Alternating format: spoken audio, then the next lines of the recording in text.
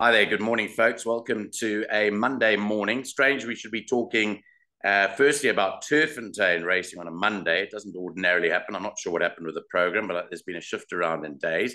Secondly, it's strange that Neil Andrews joins me for a preview of this busy and hectic schedule. The last thing I want to say is between the two of us, we're looking extremely bedraggled. Um, Time is Well, catching up with us. man, you look more bedraggled because of that headgear you're wearing. Obviously Zimbabwe playing South Africa today, but your Yes. Zimbabwean team done well. They did well to knock out West Indies and Scotland. So Yeah. well done. Yeah, so I'm Mm. torn, as you can see. The reason I'm wearing this because I've been telling my two boys it's very difficult for dad to choose which side he wants to win today. So part of me wants the Zimbabwe bird to go forward, and the other part wants the other side. So that's why I've decided to wear these two hats to confuse my kids more than anything else. Yeah. Well, South Africa, I don't know. I mean, with Bavuma, is he still opening?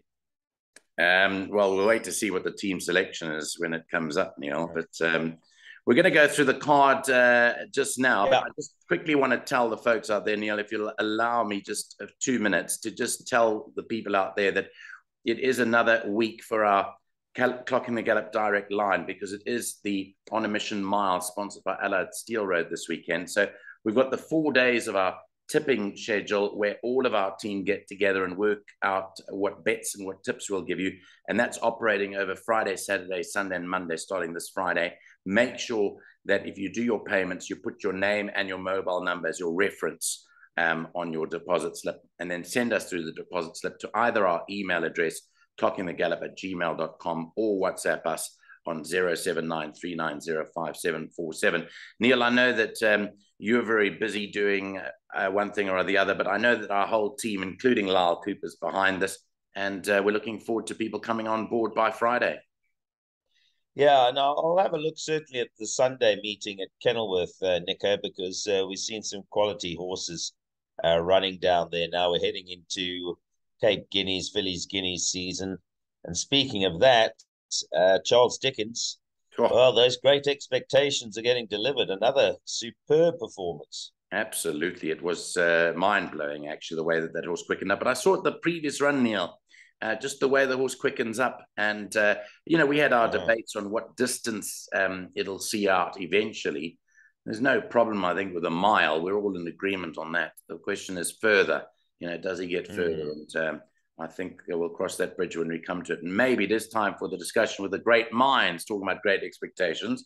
Maybe Mm. now is the time to have that discussion with Mike Wanklin, Jay August, and Graham Hawkins, and we can have that long discussion about what's going to happen. So I'll set that up. But anyway, let's get on with the business at hand. We're racing today at Turffontein, 9 races carded on the inside track, and it is starting all off at midday today, so a pretty early start with a maiden plate over 1,000 meters. I can tell you an equipment change, number 3, Tanganga, no blinkers, Neil. That's the update in the first race. They've taken the blinkers off that. Right, I'm going to let you open up and tell us what your thoughts are on the first race while I put up the betting where all the money has been for number 8, Siberian Steel, and now finds itself pretty much in the red at 7 or 7.5 to 10. Well, if that is the case, I think it's a bit short.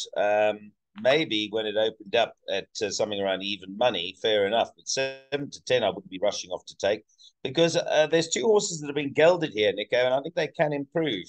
I'm not suggesting they're going to improve to win, but let's start with number 2, Triamici, who's a Vercingetorix out of an Argentinian mare and had some fair form, but the gelding and Muzzy riding from a fair enough draw, I think could offer some improvement. And the other one that does interest me is actually the stable companion to Siberian Steel, Joyous Jubilee, who's a son of Caravaggio out of a Rocket Gibraltar mare, drifted like a barge on debut Yes. from 2 to 1 to 11 to 2 and ran accordingly, but was immediately gelded the next day. It actually ran on my birthday, the 16th of June, and it was gelded the next day, which is probably what should have happened to me after my birthday. Um, but I do think that that's significant. Not striding out, so I mean, let's be frank. It's not a family show, so you can say I'm sure his bollocks were troubling him. I mean, if he Yes. wasn't striding out, so he's going to look a completely different horse. He's owned and bred, interestingly, by Mary Slack in her Australia operation in New Yeah. South Wales. Yeah. So I'm looking at the most interesting runner for me is definitely Joyous Jubilee. Clearly, the money's poured on Siberian Steel, so I assume that the stables say that Siberian Steel is that much more advanced. But I will be looking at Joyous Jubilee for the notebook at the very least. Your take on it? Well, just some interesting news, So when Mary would have sent Pink Jubilee to Caravaggio, the stud female was 35,000 euros back in Wow. 2018. So you're Wow. talking, if you took the euro at even 15 to 1, you're talking R500,000, and they've gelded it. So, Yeah. it's a pretty big investment to geld the horse after its debut run. So I'm thinking it's a big move, and I'll be watching this very closely, the fact that Joyous Jubilee has been gelded, to see any amount of improvement, because surely there's something left in the tank there. So I agree with you wholeheartedly. I don't think Siberian Steel is a 7 to 10 chance. It may well win, but I wouldn't be snaffling 7 to 10 about it. I'm expecting big improvement from the 10 to 1 chance Trey Amici after being gelded, and we're looking very closely at 5 Joyous Jubilee. I was very much the same way as you, Neil. I gave Covert Operator a chance last time out, and I called that race, Neil. He did move up to a point, but I wasn't convinced about him last time, so therefore I can't go for him again on what I saw through the binoculars last time out. Okay. Yeah. Let's move on. Race 2 is the start of the bipod, because there are 9 races today. So the bipod starts race 2 at 12:30. And that's interesting, because you and I both thought that the bipod started in the first race. Just shows you the bipod actually starts in race 2, with this maiden plate for fillies and mares over 1,600 meters. So let's have a look at it, Neil. The betting, and by the way, let's have a look at the changes first. I'll quickly give you the changes, because I think a few have filtered through. But not in that race. Okay, so that race looks like it's fine. Okay, Neil, the Sparkling Jubilee, Mike de Cox filly, 17 to 10. Cape Lights at 5 to 2. Those two top the mark. And then there's 8 to 1 about this horse called Qui Esse Azul, which means what a blue sky in Portuguese, I think. Yeah. Okay, good knowledge. Yeah. Not really a blue sky today. Well, I suppose, it'll burn off. It's expected to rain, though, later. It is expected to rain. It could be in for a rain delay, Neil. Nico, Sparkling Jubilee, let's start with her. I think I'm right in saying that this was Diane's birthday gift from Mike. I think it was anniversary. Oh, was it an anniversary? I think it was the anniversary around about that time. I think that was it. But you're right. It was a present to Di. It was a present to Di, and she's racing with Team Haynes. I mean, it's a daughter of Oratorio. Zirconian herself was pretty useful. And I suppose there was a bit of money for her. I suppose she does set a standard, but you like number 3, Cape Light, so you think that could certainly trouble her. Yeah, I'm just going on that last run to Intoxicating. We see Intoxicating running later on, Neil. If Cape Lights, draw 9 out of 9, got to within a length of Intoxicating at levels, Neil, then you'd think that with Intoxicating quite highly rated, that I thought that was the horse to beat, actually, Cape Lights. I was quite strong in it, actually. Yeah, so Cape Lights and Sparkling Jubilee. Is there anything a bit deeper? I mentioned to you number 4, Camerata, who was well beaten last time, but also had a horrible draw of 13 out of 13. So I kind of ignored that run. Yeah, the only thing is, in terms of comparing that to Cape Lights, Neil, if you look at their ratings, I know you're not a big one to take the ratings as read, but if you do look at the ratings, there's 13 points difference between them. Yeah. Which would equate to 6.5 kilos. If that's the difference, you'd hate to think that they got it that wrong. But yes, that said, it could well improve. I think I did like it last time out, even with the draw, and it didn't run on. But I just want to come back to the Soma runner, because Joey Soma has got some interesting runners on the card today. And I mentioned that to our group in a conversation last night, actually. amongst other things. But the fact of the matter is that this horse, if you like Cape Lights on the Bird and Space run, there's 0.1 of a length between them. And you've got K Say Azul at 8-1, and you've got Cape Lights at 5-2. That doesn't tie up at all. So I think if you're looking for value, then Soma's runner, the daughter of Karari, K Say Azul, which means, as I said, what a blue sky, I think would probably be the value in the race, Neil, and I wouldn't be looking to leave that out. Yeah, but particularly because the debut run, there's been plenty of form from behind time for Orchids, so it wasn't the worst debut, and it improved when stepped up to 1400. I would agree with that, Nico, because yeah, you don't want to get tumbling out of the first leg of the bipod, as you pointed out. It is the first leg of the bipod, so I would be very happy for you to add number 10. Okay, we're going to go on to the third race, and we'll stick to the theme of Joey Soma here because we want to talk about Phantom of the Forest. I can tell you that they're well performed on debut number 9, Turffontein, who Alistair Cohen told me after he called the race, said to me, Nico, this is my horse to watch for the season. Scratched number 9, Turffontein. That's out. The other changes, no tongue tie for number 2, Phantom of the Forest. They've taken that off. And then number 4, Silver Viewpoint races with a Cornell collar. Just quickly staying with Joey Soma, Neil. I remember this time last year, he had a very slow start to the season. And it's the same this season. He's only had one winner this season since the beginning of August, this season. And the same was the case last season. But when you look at last season, they seem to start stepping up the winners towards the end of October, which is sort of in line with what today brings. I'm expecting the Soma stable to feature today after looking at their form from last season and if he goes about his business, which normally, he's a traditionalist, is Joey. Yes. So he would sort of not change the way that he does things. And I think this is the horse to beat, Phantom of the Forest, 2-1. Yeah, I'm with you. He's my clear first choice, drawn 3. He's been poorly drawn the previous 2, 9 out of 10, 10 out of 11. So he'll appreciate being closer to the fence. He's got a pedigree, and I think Atlantic City is consistent. I can't take that away from him, but he's been battling to shed his maiden. He's had 17 starts, whereas Phantom of the Forest has only had 6, and the 5 Lebezio has had only the 7 starts. So I think Atlantic City will probably run well, but for me, Phantom of the Forest, definitely, Nico. And you're right, Joey would, like many other trainers who, not just numbers game, they've been waiting for the reins. We haven't had as much as we would normally have, but I think the reins are starting to come, so let's hope so. Yeah. But yeah, Phantom of the Forest, definitely my clear first choice, Nico. Okay, let's move on to race number 4, which is a graduation plate, start of the pick 6, 1600 meters, runs at 20-2. Here, number 5, Tinder Dry. The blinkers have come off Tinder Dry. So that is an equipment change, which has come through this morning.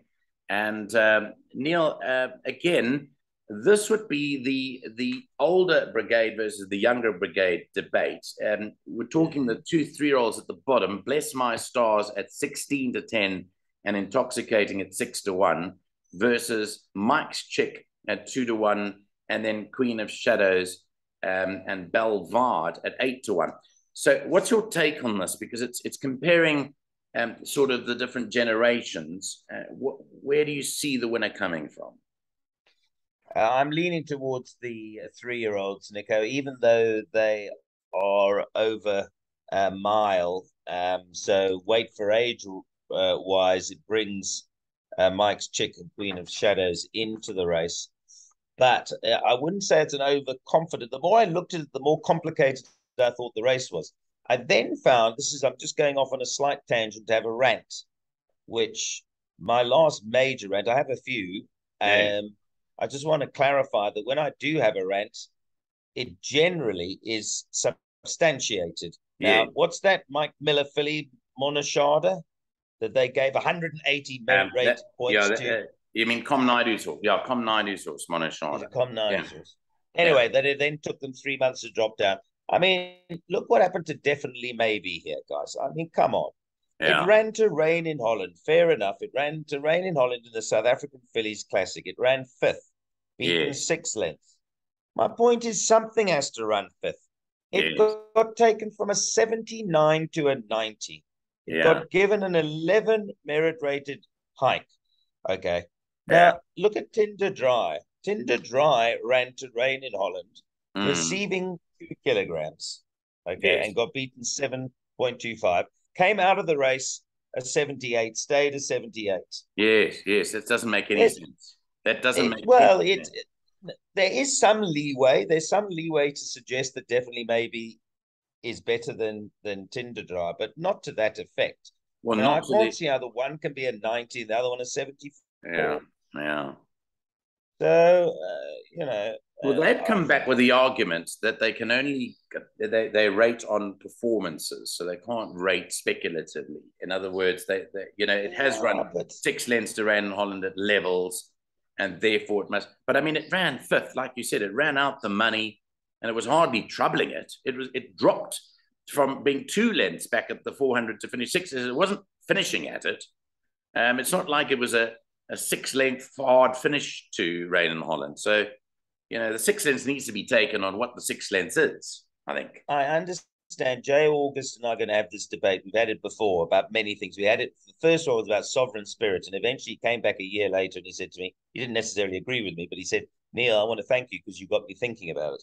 You see, the thing is that it it's I don't think it can just purely be math.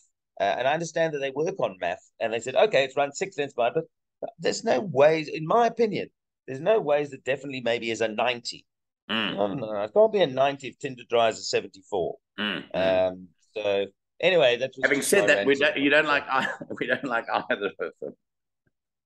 No, I don't. I don't like No, either of them. yeah, Tinder Dry maybe blinkers off with Peters off, but I just think give a horse a chance, man. I mean, mm, gee whiz. Fair enough. I mean, so if it come out and run to the cop, so now it ran to the cop off a 90 and it got beaten 12 lengths, understandably, in my opinion. So, but until let a horse, and it's still a show 90, that it's a and it's champion. still a 90. It's not like we're all going to pull off a betting coup because definitely maybe stayed off a 79. Yeah. Well, anyway, maybe it deserved to go up a few points, but to a 90, 11 points. Mm. Sure, went up 5.5 kilograms. Anyway, that's my rant of the day. Bless my stars, Nick. I like it. I like this pedigree. You know what? This was bought for 280,000 off Fontein. I wish I bought it. What Yeah. a pedigree! Because you'll Yeah. remember Star Express. She was a tremendously tough filly. Loved her, and she said, "Give me the green light." So yeah, I'd have to talk about the elephant in the room, which is ex Paul Peter. I Mm. think there's been one winner. Yeah. It Has there won on been one Friday. winner? I called it home. Yeah. Raffinero gel. So Yeah. this though has had, bless my stars, has had a run, and so has Queen of Shadows. They're both ex Paul Peter. They both Mm. have had a run, so it'll be interesting to see now. Mm. We've seen statistically that first run, having left Paul, hasn't gone down well. We've had one winner. We'll see what the stat is for the second run Yeah. after they've left the Paul Peter yard. But it is a fact that they haven't started. Those horses haven't exactly picked up from where they left off. Okay, so final comments on it. You're with Bless My Stars. I think that those older horses, even though they're carrying 60, I thought Queen of Shadows at 8-1 was a bit tasty for me. I thought it would run a good race. I'm putting in all the top two older horses and the two younger horses in my perms there. Yeah, Nico, that was a terrific run from Mike's chick last time, but she only Yeah. just got overhauled late by Hollywood Bound. So Yeah. you've got to respect her. Yeah. Okay, let's go to race 5, a merit rated 96 handicap. It's over 2,000 meters. In the 5th race, number 7, Captain, has blinkers instead of the cheek pieces. So they've taken the cheek pieces off and put the blinkers on. I gave that a chance, actually, at 14-1, but look at all the support for King's Crusade, Neil. Opened 4-1 and is into 5-2. And we were speaking to him the other day. He was very disappointed that he wasn't working with Joey Soma any longer, Julius Mariba. But here we go. Here it's turned around for him. Yeah, and I just think this is very well in, Nick, as I said to you when we chatted in the car this morning. on handicapping for me, he's got Flashy Apache, the Cop, beaten on multiple lines. He's also, although the captain's going to be 3 kilograms better off with him after the Naval Guard for me, beat him by 4.75. So he should still beat him again there. Actually, sorry, that's the other horse. That's Flashy Apache. But yeah, when I first looked, I thought I'm going to like Captain, and I do. I give him a bit of a chance because I think he's going to go handy, and he looks pretty well enough for galloping away to 53.5. But equally, King's Crusade's only got 52. I'm not so sure how he got into the race as well as he did, but if you look at the Cop for me, he really should win, or certainly have them beaten anyway. So yeah, for me, very strong first choice, King's Crusade. But Captain looks big value now, especially as the 4-to-1's gone on King's Crusade. The value would lie for me in Captain. Yeah, I thought Captain had a big chance. The other one I wanted to quickly touch on, Neil, was You Can't Hurry Love. Now, we've been at this for several times. He hasn't won for 1,019 days, but, and there's a but underlined and in bold, he is very capable on his day. And they put Kamano back on, who's had some form with him. I'm not ruling this one out, even though he comes in with 59.5. Because he's the type of horse that can spring up. Yeah, I would agree with that. He's sort of in my second wave of horses. I have him above. Funnily enough, I actually have him in my ratings above number 1 Supreme Dance, who's the second.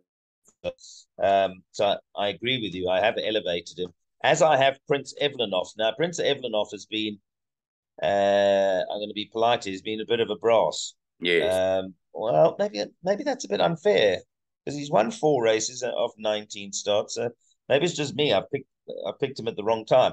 But what I will say is that when he last won, where he beat Nebraska, which admittedly was in October of last year, he won off an 89. He now finds himself with not the worst form in the book, having dropped down to an 84. So I do respect him.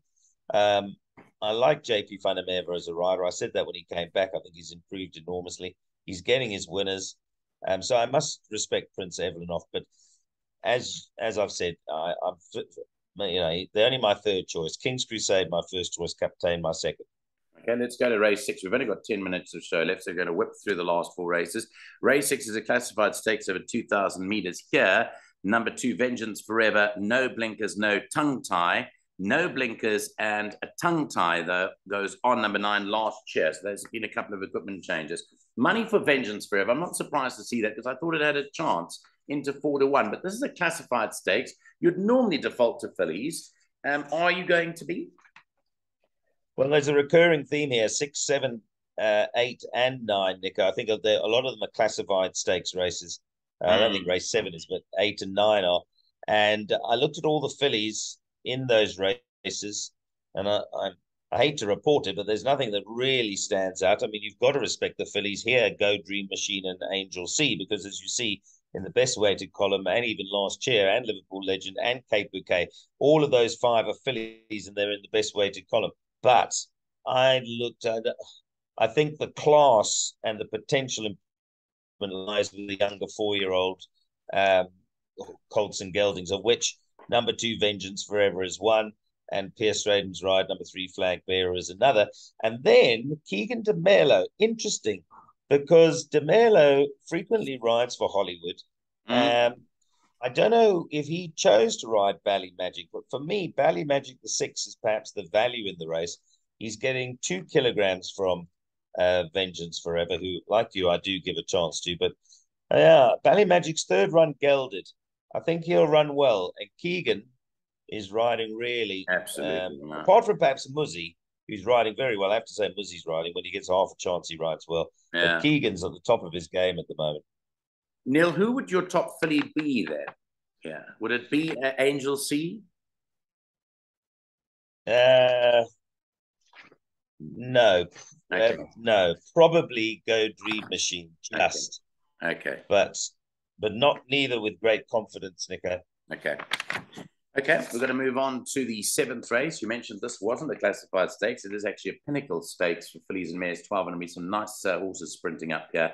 No changes in race 7, Neil. And you've got the 9 to 10 favourite, the unbeaten Gobsmack. Well, she's been impressive at all her 3 starts. Give Me a Shot actually came out and franked the form when running a cracker the other day in that race with Desert Miracle and the eventual winner, the International Racing Club horse. What was it called again? Humdinger. Yeah. So Gobsmacked is the horse. We went through the ratings strictly at the ratings. Actually, she should be getting more from the Sound of Warning and Full Velocity Brigade. Yeah, I'm with the Tarry horses here. Number 1, Sound of Warning, and number 2, Full Velocity. Both are very capable on their day. I wouldn't be surprised. I would be gobsmacked if Gobsmacked won, but punters might be gobsmacked here that I'm actually leaning towards 1, Sound of Warning, and 2, Full Velocity, which I am. But I might be wrong. But do you have a preference for either? Look, if they were betting 5 to 2. Yeah. Do you have a preference for any of the Tarry horses? On form, Full Velocity, gut feeling, Sound of Warning. So that doesn't answer your question. I can't split them. But it's really a decision made on betting. It's because Gobsmack's 9 to 10. I don't peg it as a 9 to 10 shot. If it was 16 to 10, 18 to 10, maybe a different equation. But I think Sound of Warning. You can back Sound of Warning and Full Velocity. You can back both of them. If either one wins, you make a profit. Okay. So you're more with the Tarry horses than with the Gobsmacked. I tend to agree with you there, although I think Gobsmacked has got a bit of class about it, but I think that it should be getting more weight, even though it's getting a lot. Okay, race 8 is a classified stakes race, 1,450 meters, runs at 3:45. There is one scratching rather. Number 7, Mr. Bodacious is out here. I'm going to leave this completely to you. I haven't looked at it at all. What do you like? Well, Mr. Bodacious is interesting because was a maiden running in classified stakes company, but that becomes a moot point. Don't like the race at all, Nico. But by the time we get here, you and I are both hoping that Joe Soma's already had a good day. Yes. We like some of his horses early on. Now, if he has had a good day and we come to this race, I can imagine Rule by the Force will have shortened because there'll be doubles, trebles, etc. going on. So I think he's got a lot of pudding to carry here. He was impressive on debut, but he's got to shoulder 60 kilograms here. But if he's that good, he could easily follow up because he's meeting some exposed horses here. I mean, Iron Tail's towards 17 starts, Power Rangers at 16. So the handicapper is familiar with them. He knows where they are. Timbavati River, who I gave a bit of an upset chance to, has had 19 starts. The fillies in the race, a classified stakes race, you've got to respect Pierre Stradom on Speechmaker. Speechmaker is the best handicapped in the race because it's a classified stakes race. The other filly, Rose Willow's got no weight, but a terrible draw. So Dark Tide, perhaps worthy of a mention. I like the booking of Calvin Habib from a good draw, but I didn't like the race. Did not like the race at all. So you're advised to go as many as possible there in that 8th race now? Yeah, I would go wide. Okay, then we come to the lucky last, the classified stakes over 1,450. In the last race, there are 2 scratchings, 3 Johnny Dogs and 8 Rattlebags. So it leaves 11 runners here. And all the money has been for Arrivederci. Now, they've priced up Kalahari Blue, the favourite, 14 to 10, and almost 2.5 to 1 Arrivederci. That's the way they priced them up. So now Arrivederci is into evens, and they've swapped around Kalahari Blue out to 18 to 10. Did you think these were the 2 to fight it out? Yeah, I did, Nico. Again, because, it's a classified stakes race. If I look at the fillies in the race, none of them are going to Hollywood, and none of them have been to Hollywood. You've got Big City Girl, you've got Fascinata, Java House, you speak about endlessly. Hang on, let me have a look now. 858 days since last win. Yeah. Time for that. Actually, Time for that was my roughie in the race, but then I looked again. She's under sufferance, so perhaps she might be waiting for a better race, which suits her better. So yeah, I defaulted back to these 2. I think they're both pretty useful. Interestingly enough, before the betting move, Kalahari Blue was probably my first choice and Arrivederci my second choice, but they were well clear of the others. I'm not going to totally revise that, but I'm going to go the two horses. I think I was going to do number 2, Kalahari Blue, a banker in the PA. I think I'll put 1 and 2 both in now. Because that's a lot of money, and you got to respect the money for Arrivederci. But I mean, she's got to give. He has got to give Kalahari Blue 2 kilograms. So interesting that they think he can give him 2 kilograms and a beating. Yeah. Well, I think it does. Those are the 2 class horses in the race. I don't think much else really springs off the page there, and I think that will end it for us. Neil. The 1 and the 2 pretty much the same level pegging as they were really in the betting. They really both deserve their both to get a big mention over here. Okay, well, with 1.5 minutes to go till the end of the show, we're wishing you a pleasant week. I know we're obviously got Natal racing Tuesday, Wednesday. So the Ghost Rider will be working furiously at that and be doing his selections for not only us, but also for his private subscribers. And then I think we're Thursday at the Val, and then Friday's the big Algoa Cup meeting, and we're looking forward to doing the tips for that. Okay, yeah, Algoa Cup on Friday. No, it's a big week, and then, as you say, the On a Mission charity mile on the weekend is good. What time does your cricket start today, Nico? Is it at 10 a.m. So we're speaking to you before that, so it starts in a couple of hours. But Neil, just wanted to thank you for your time, and we'll catch up again soon. Thanks very much for your efforts. Thanks, Nico. Thanks, everyone.